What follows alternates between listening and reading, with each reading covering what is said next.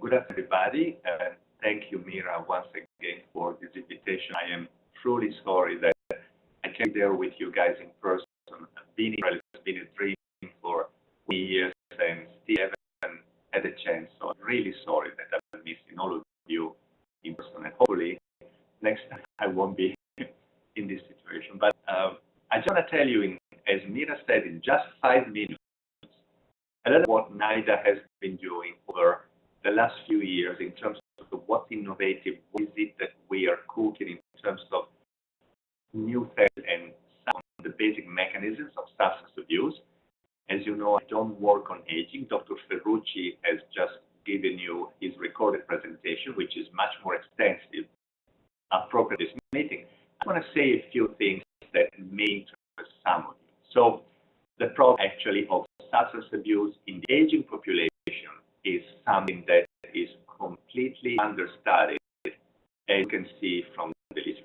We have Dr. Leshner there, the former NIH director, and I know that he can testify for that. From alcoholism to other forms of substance abuse, we have an increasing problem, at least in the United States for sure, and more has to be done on that regard.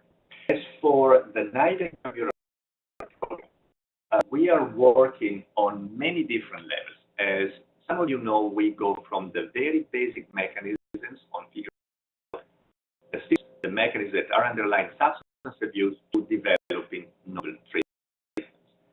And we have a huge staff. It's about 500 people here in Baltimore. This is the Aging Institute, and this is NIDA, just a snapshot of the two institutes. And we cover from the most innovative technology to creating transgenic rats and mice to try to develop, as mentioned before, novel treatments, both based on medications, also based on brain stimulation technology that, by the way, Israel is very strong about. The example is Bumi, who worked at NIDA many years ago, and in Israel runs a wonderful program to study brain stimulation, particularly transcranial magnetic stimulation, and try to apply that to a variety of diseases, including substance abuse. What MAP particularly is doing is related to dopamine. And as you know, dopamine, the key not only related to substance abuse, but related to aging, learning and memory, Parkinson's disease, and many forms of dementia. As you know. The work that we have done has two phases. One has to do with the cellular mechanisms under substance abuse, which I'm not going to talk about for the next minutes. The other one has to do with brain-ward systems that we manipulate, as these studies from my lab showed, and to affect those systems, infants and humans, to try to ameliorate symptoms of substance abuse. One that we published a few years ago is that was actually based on human data, showing that the frontal regions of cocaine addicts are severely hypoactive or altered after chronic cocaine exposure. This study, Oravolco by Rita Goldstein and others, have prompted a series of studies in my laboratory in rodents. Basically, those studies show that also rodents, like humans, have a hypoactivity of the frontal regions after chronic cocaine exposure. Actually, the chronic compulsive cocaine rodents. This translated in human studies by using, as mentioned before, transcranial magnetic stimulation.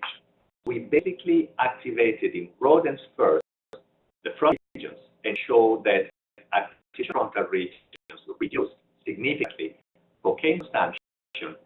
6 months later, after the paper was published, we went straight to humans by using transcranial magnetic stimulation to stimulate frontal regions, and we began to show through a study that published and much more work that is ongoing on now, an amelioration of symptoms from quitting to relapse from humans, from cocaine seekers. This is actually something, thanks to transcranial magnetic stimulation, that we are pursuing very heavily at NIDA in terms of how stimulation technology can really be an answer to the meeting that you're having in Tel Aviv right now, that the concept of transcranial magnetic stimulation has been for many years, for hundreds of years. The concept of using electricity or brain stimulation to ameliorate symptoms. But the important feature is that the hundreds of studies beyond substance abuse with transcranial magnetic stimulation, including aging, dementia, symptoms of learning and memory, psychiatric diseases, neurological diseases that are ongoing right now. So the power and potential of studying more transcranial magnetic stimulation go way beyond substance abuse. So I hope that this is the message that I wanted to send. We have an opportunity, being a very safe, experimental technique for more than 30 years in the clinic, to really have an impact on aging, on substance abuse, and many other diseases. And just welcome and encourage more people to consider the option of brain stimulation technology, such as TMS, and to think about it a little bit more deeply if you didn't have a chance to do so, because it is a technology that has tremendous potential. So with that, I am done, because I know that it's very boring to listen to a recorded presentation, and welcome everybody to email me. My name is Antonello